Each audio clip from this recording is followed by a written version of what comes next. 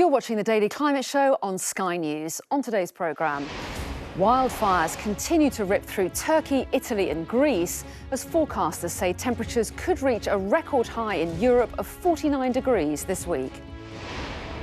How climate change is threatening the availability and quality of water around the world. And trying to green the construction material responsible for more emissions than aviation and deforestation combined.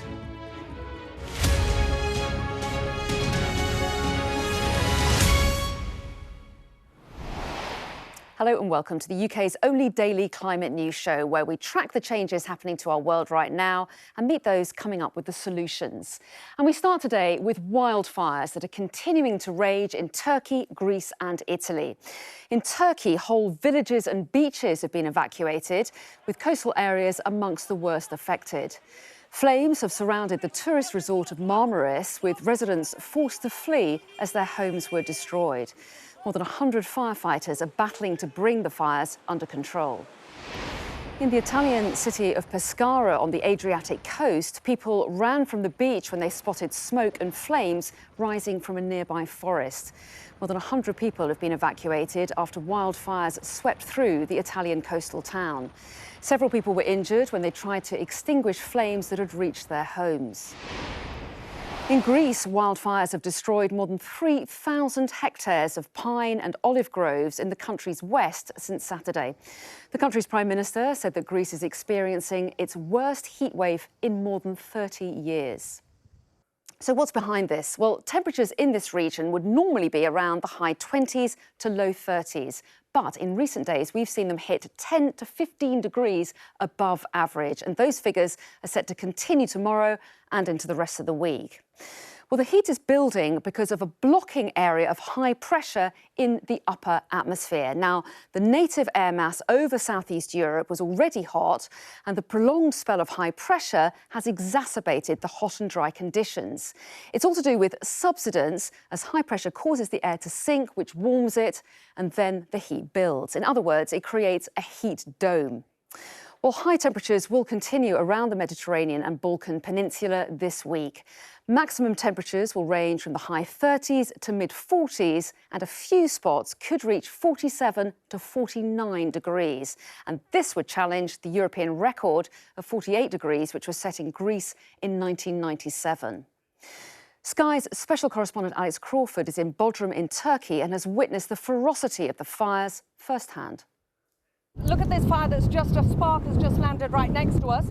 That shows just how quickly it can catch a hold. We've just come from down that road. Look at that road. It's now getting overwhelmed by fire. At the end of that road is a small village of several thousand people from Çökertme, which is near Bodrum. And just within the space of the last 20 minutes or so, the fire has engulfed the whole of our rear road and has come up along the side and is threatening to overwhelm this area. There was mass panic in the village, with dozens and dozens of people racing to get out of the area, including the firefighters. Truckloads of firefighters pulling out. Now, we arrived there first thing this morning, and these strong winds are part of the reason why it is really gathering pace. Let's move a bit further down, Kevin, because it's coming further behind us and I don't want to get cut off, but just keep going if you can.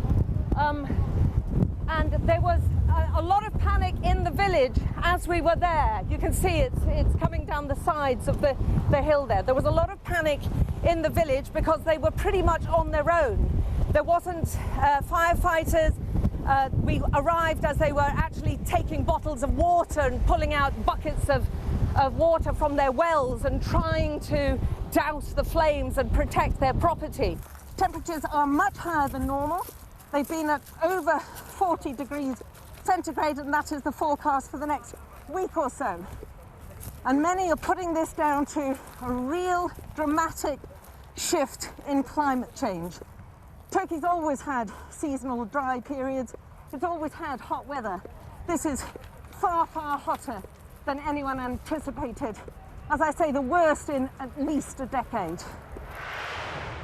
And there'll be more on this developing story, as well as all the day's other climate news on our website, skynews.com/climate.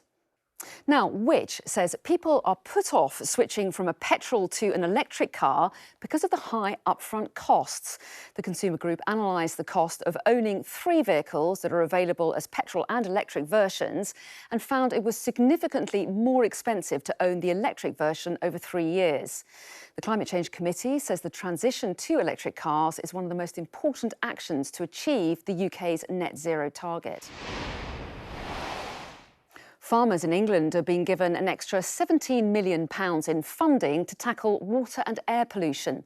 The government says every farm will have access to the programme by March 2023, an increase of 60% from its current coverage.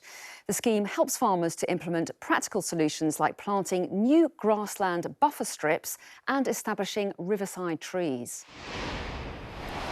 Plastic pollution is creating a trap for young sea turtles who spend their early years stuck in some of the worst affected waters. Research led by the University of Exeter found the animals swallow plastic as they travel on currents in the Pacific and Indian Oceans. Scientists say it could have a significant impact on population levels. With global efforts to reduce emissions and limit global warming affecting everything from transport to food, there's one area proving harder to tackle: construction, and more specifically, cement. The active ingredient in concrete is responsible for around 7% of global carbon emissions.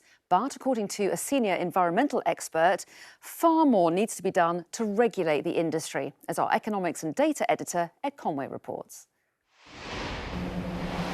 It is quite literally the foundational material of modern civilization: concrete. In foundations for power stations like this, in bridges, roads, buildings and railways like HS2, it is the very skeleton of Britain's physical economy. So much so that we sometimes take it for granted. But concrete and its crucial ingredient cement are now at the heart of a very big issue indeed. Now, when you think about net zero, what probably comes to mind are cars, planes, power stations, but arguably what's happening in cement plants like this in this country and around the world is just as, if not more important, for the future of the planet. What we do here is we take chalk and clay and we introduce it to this rotary kiln that you can see behind you, where it's heated to 1,500 degrees centigrade and converted into cement. That matters because cement production accounts for about 7% of global CO2 emissions. That's even bigger than all aviation and deforestation combined. And here's the key thing: cement emissions come from 2 sources. First, the energy used to heat the kilns, but even more so the chemical reaction going on inside that rotating tube. This plant uses renewable fuels, essentially processed rubbish, for the energy bit, but that still leaves the chemical reaction. One option is to try to capture those emissions and put them back underground, but that won't happen without intervention. You can't expect companies to do this out of the goodness of their hearts. So it's got to be regulated and it's got to be fair. So, ideally, we should set a timetable for decarbonising cement across the whole of Europe. Every system can be mixed for roughly the same amount of time. But might the answer lie here in these test tubes at the University of Sheffield? And that's the zero CO2 system. That's right, that cement in the test tube on the right was made without any of the direct carbon emissions caused by traditional cement manufacture. Can we just replace traditional cement with this stuff? The short answer is no, and that's because one of the biggest challenges that we have with these materials, with any replacement for Portland cement, is to be able to produce it on a scale that can meet the demand for cement and concrete. All of which is why concrete, boring, lifeless concrete, is fast becoming the most exciting, dynamic field in climate science. Unless we solve these problems, net zero will remain a pipe dream. Ed Conway, Sky News. Now, climate change will increasingly affect water availability and quality around the world, with devastating consequences for the most vulnerable. That's according to a new report from the University of Oxford's REACH programme, which found women are disproportionately affected by extreme weather such as floods, while heavy rainfall can lead to outbreaks of disease as waste is washed into water systems. Now, the report looked at how risks vary in different areas. For example, in cities, the availability and quality of water can be put at risk from industrial pollution and urbanisation. Now, to improve climate resilience, large areas require better coordination of surface and groundwater supply and demand management schemes. As smaller urban areas grow, better communication of climate information will be vital. Local forecasts can help avoid water shortages, reducing inequalities from unreliable supplies. While those living in rural areas are highly vulnerable to climate shocks, and the risks aren't shared equally, impacting women more than men. When climate change affects supplies, people have to adapt their livelihoods without sufficient information on emerging risks. Well, Dr. Katrina Charles is Associate Professor at the University of Oxford and Co-Director of REACH. With water quality, we know with heavy rains, it's going to flush more animal waste and human waste into the waterways, into water systems, so drinking water, irrigation systems, and so on. And these are going to cause more diseases such as typhoid and cholera. On the other hand, when you've got more dry weather, you find that pollution that's going into the river, like industrial pollution, that becomes more concentrated in the river. And so people are more exposed to some of the toxic chemicals like chromium. Well, let's bring in Professor Daniel Olago from the University of Nairobi and Principal Investigator for REACH in Kenya.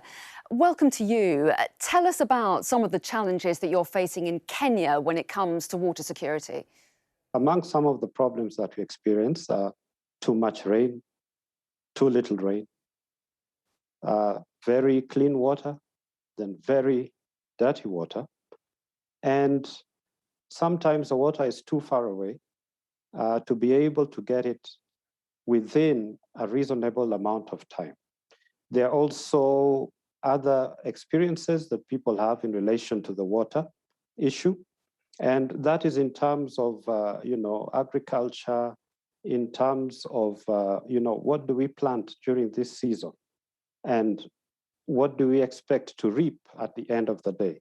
So it ties in a lot also with aspects of food security, and it also ties in with aspects of health. And in particular, it has been noted in urban areas more than in rural areas that the lack of integration of gender issues into WASH programs is actually disadvantaging women disproportionately to men when it comes to accessing the water resource. So these are just some of the problems that we do experience.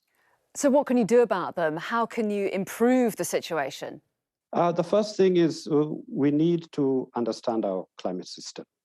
And that is one of the things that we ventured to do in this REACH project, to get this information on a much more granular level, to reduce uncertainties, and to enable better quantification for scenario analysis and also trade-off analysis, as well as preparing for present and future risks. Professor Daniel Olago, thanks very much indeed. Thank you. Well, that's everything from us for today. On tomorrow's show, find out why countries need to rely on more than just planting trees to achieve net zero targets. Thanks for watching. See you then.